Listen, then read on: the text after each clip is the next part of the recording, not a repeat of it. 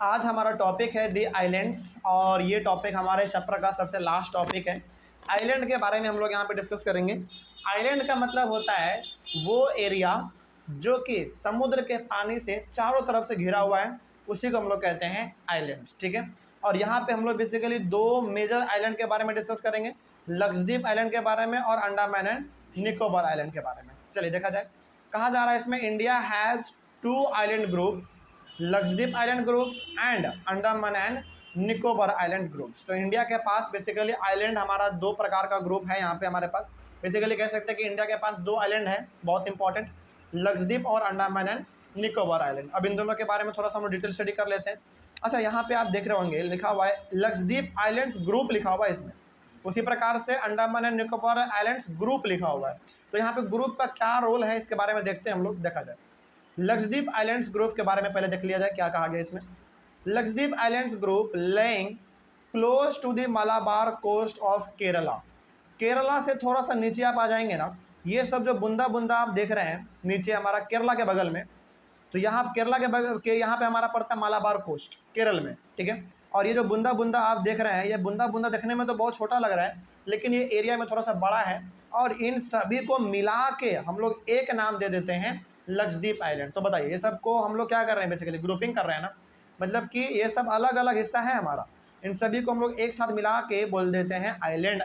कौन सा island? Lakshadweep island. तो इसीलिए इसका नाम पड़ गया है लक्षद्वीप आइलैंड्स ग्रुप, क्योंकि ये एक आइलैंड नहीं है बल्कि छोटे छोटे टुकड़े हमारे बहुत सारे हैं, उन सभी को हमने एक साथ मिला दिया, मिला नहीं दिया बल्कि इन सबको एक साथ हमने नाम दे दिया लक्षद्वीप आइलैंड ग्रुप। ठीक है, आगे this group of islands is compose of small coral islands, यानी कि ये जो हमारा लक्षद्वीप आइलैंड है ये छोटे छोटे कोरल आइलैंड से मिलके बने हुए हैं। कोरल आइलैंड का मतलब क्या हो गया?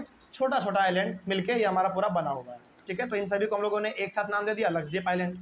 आगे earlier they were known as Lakshadweep, Minicoy and Amindivi. ये देखो इसका अलग अलग नाम है यानी कि हम लोग जिस लक्षद्वीप आइलैंड को आज हम लोग बेसिकली क्या कहते हैं, लक्षद्वीप आइलैंड कह देते हैं सिंपली, लेकिन इसको पहले अलग अलग नामों से जाना जाता था, जैसे लक्षद्वीप, मिनिको, मिनिकॉय एंड मिनीडाइव।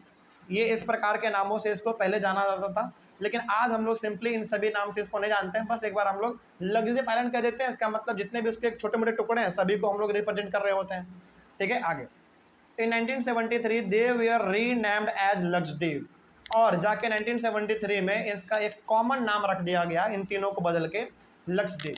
ठीक है, आगे it covers small area of 32 square kilometre. देखो उतना बड़ा आइलैंड नहीं है, बहुत छोटा सा है, बहुत छोटा सा है, बस 32 स्क्वायर किलोमीटर का आपका ये पूरा आइलैंड है। तो ठीक ठाक है, मतलब यहाँ पे बेसिकली टूरिस्ट लोग घूमने के लिए आते हैं और अपना घूम फिर के अच्छा जगह है, मतलब घूम सकते हैं आप, इंजॉय कर सकते हैं। उसके बाद Kavaratti island is the administrative head quarters of Lakshadweep. अब देखो ये जो पूरा हमारा लक्षद्वीप आइलैंड है, इसी में से हमारा एक छोटा सा टुकड़ा जिसका नाम है कवारत्ती। ठीक है, और कवारत्ती से ही पूरा का पूरा लक्षद्वीप आइलैंड पे नज़र रखा जाता है, मतलब कि जो हेड क्वार्टर है हमारा लक्षद्वीप का, लक्षद्वीप आइलैंड का, वो हमारा कौन सा है? कवारत्ती है। तो कवारत्ती भी हमारा क्या है? एक आइलैंड है, छोटा सा टुकड़ा है लक्षद्वीप आइलैंड का, एक छोटा सा हिस्सा है, वहीं पे हमारा लक्षद्वीप आइलैंड को पूरी तरीके से एडमिनिस्टर करने का काम चलता है। मतलब कि यहाँ पे कौन लोग घूमने के लिए आए हैं, कितने दिन से हैं, यहाँ पे सुविधा कैसा है, पुलिस कहाँ पे जाएंगे, क्या काम करेंगे, वो सबका सब हमारा मॉनिटर कवारत्ती से ही होता है। तो Kavaratti island is the administrative head quarters of Lakshadweep. तो लक्षद्वीप के ऊपर जो भी काम होगा उस पर निगरानी रखने का काम किसका है? कवारत्ती का, क्योंकि वो हेड क्वार्टर है लक्षद्वीप आइलैंड का। उसके बाद this island group has great diversity of flora and fauna. तो इस लक्षद्वीप आइलैंड पे आपको अलग अलग प्रकार के जानवर देखने को मिल जाएंगे और अलग अलग प्रकार के पेड़ पौधे भी देखने को मिल जाएंगे। जानवर में क्या आपको बहुत बड़े बड़े जानवर देखने को मिलेंगे? नहीं, छोटा छोटा जानवर देखने को मिलेगा बेसिकली, बहुत छोटा, जो कि आपको हार्म नहीं पहुंचाते हैं, बहुत छोटा छोटा, बहुत सुंदर सुंदर जीव जंतु यहाँ पे देखने को मिलते हैं आपको।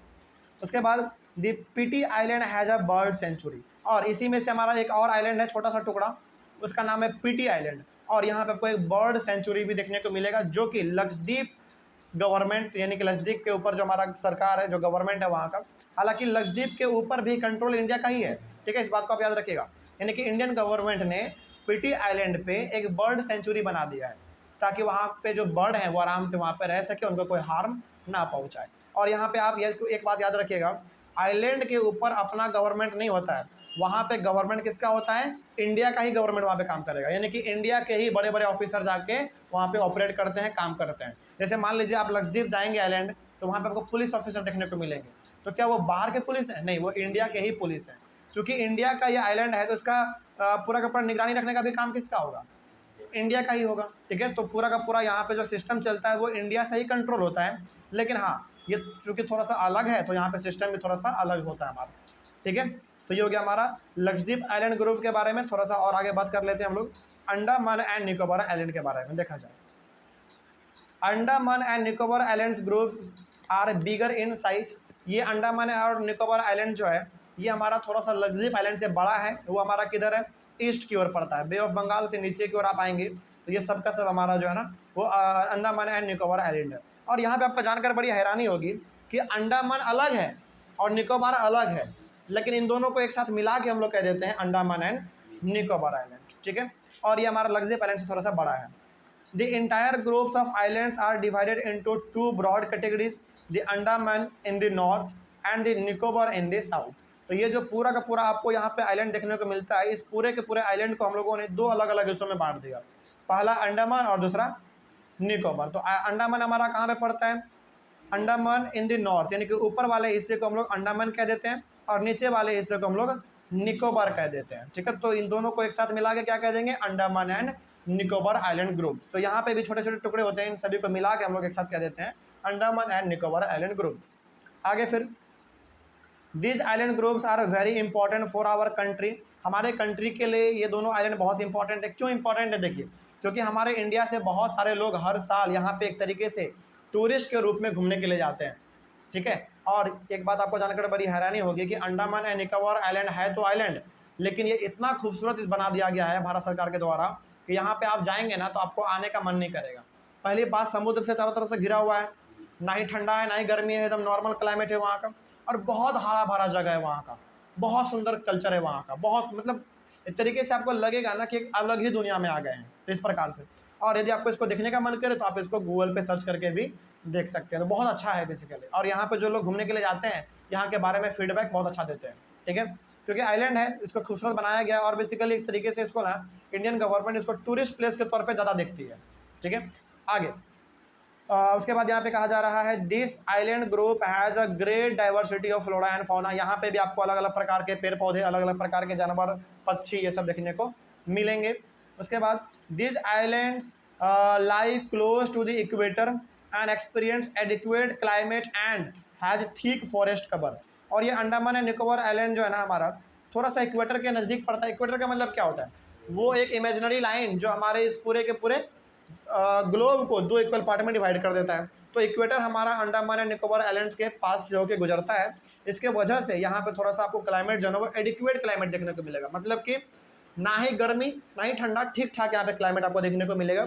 साथ ही साथ यहाँ पे जंगल बहुत घना घना होता है, ठीक फॉरेस्ट कवर, मतलब कि जंगल ठीक है, देखो पानी का कोई कमी है नहीं तो जंगल भी ऑब्वियस ही बात है हमारा बहुत घना होगा। ठीक है, इसीलिए यहाँ पे जंगल हमारा घना देखने को मिलता है। तो ये हो गया हमारा पूरा का पूरा आइलैंड के बारे में, अंडमान निकोबार आइलैंड के बारे में हमने डिस्कस किया और लक्षद्वीप आइलैंड के बारे में हमने डिस्कस किया। ये दो इंडिया का दो मेजर आइलैंड है। उसके बाद थोड़ा सा यहाँ पे कंक्लूजन है इस चैप्टर का, क्या है थोड़ा सा इसके बारे में देख लिया जाए। आखिर कंक्लूजन में ये बताया जा रहा है कि इस पूरे चैप्टर में आपने क्या पढ़ा है ना। देखिए क्या पढ़ा आपने, the mountains are the major sources of water and forest. आपने यही पढ़ा कि माउंटेन क्या है, मेजर सोर्स है किस चीज़ के लिए, वाटर और फॉरेस्ट के लिए, यानी कि आपको पानी और जंगल दो चीज़ का पहाड़ों पे कोई कमी नहीं होने वाला है, बहुत ज़्यादा मिलेगा। आगे the northern plains are the granaries of the country. और हमारे इंडिया का जो नॉर्दर्न प्लेन है इंडिया के लिए वो ग्रेनरी है, मतलब कि पूरा एकदम हरा भरा है। कभी आपको जम्मू कश्मीर जाने का मौका मिले तो आपको मालूम चलेगा कि वाकई में नॉर्दर्न प्लेन जो है हमारा वो इंडिया का ग्रेनरी है, क्योंकि वो बहुत हरा भरा है, बहुत हरा भरा है। मतलब आप जितना सोच नहीं सकते उतना ज़्यादा आपको वहाँ पे ग्रीन, बहुत दूर दूर तक जहाँ जहाँ आपका नज़र जाएगा केवल और केवल आपको हरा भरा ही नजर आएगा। तो नॉर्दर्न प्लेन हमारे इंडिया का एकदम ग्रीनरीज है। आगे फिर the plateau is a store house of minerals. और जो प्लेट्यू है वो हमारे इंडिया के लिए एक तरीके से मिनरल हाउस के तौर पे काम करता है, मतलब कि प्लेट्यू में आपको अलग अलग प्रकार के मिनरल्स पाए जाते हैं, देखने को मिल सकते हैं। उसके बाद the coastal region and island groups provide sites for fishing and port activities.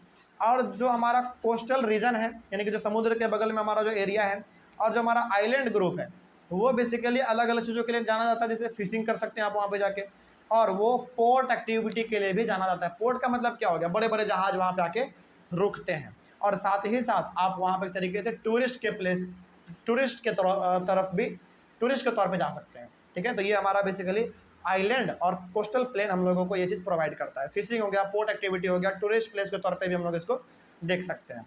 उसके बाद 10, the diverse physical features of India have immense future possibilities of development. तो यहाँ पे हम लोग इस पूरे चैप्टर को लास्ट में पढ़ने के बाद एक लाइन में ये कह सकते हैं कि जिस प्रकार का फिजिकल फीचर्स है इंडिया का, इससे हमारा फ्यूचर में आगे चल के डेवलपमेंट बहुत ज़्यादा हो सकता है। यानी कि डेवलपमेंटल एक्टिविटी हमारे इंडिया में बहुत ज़्यादा आगे हो सकता है, क्योंकि हमारे इंडिया का फिजिकल फीचर्स बहुत ही अच्छा है, यहाँ पे कोई चीज़ की कमी नहीं है। चलो, इस तरीके से हमारा ये चैप्टर कंप्लीटली खत्म होता है। कोई डाउट अब इसमें? चलो, तो यहाँ पे हम लोग अपने चैप्टर को एंड करेंगे। ऑनलाइन वाले बच्चे, आप लोगों को कहीं पे कोई डाउट रहा होगा तो आप लोग एक बार कमेंट कीजिएगा। मिलेंगे हम लोग अपने अगले वाले क्लास में एक नए चैप्टर के साथ और एक नए शुरुआत के साथ। तब तक के लिए thank you very much and have a nice day.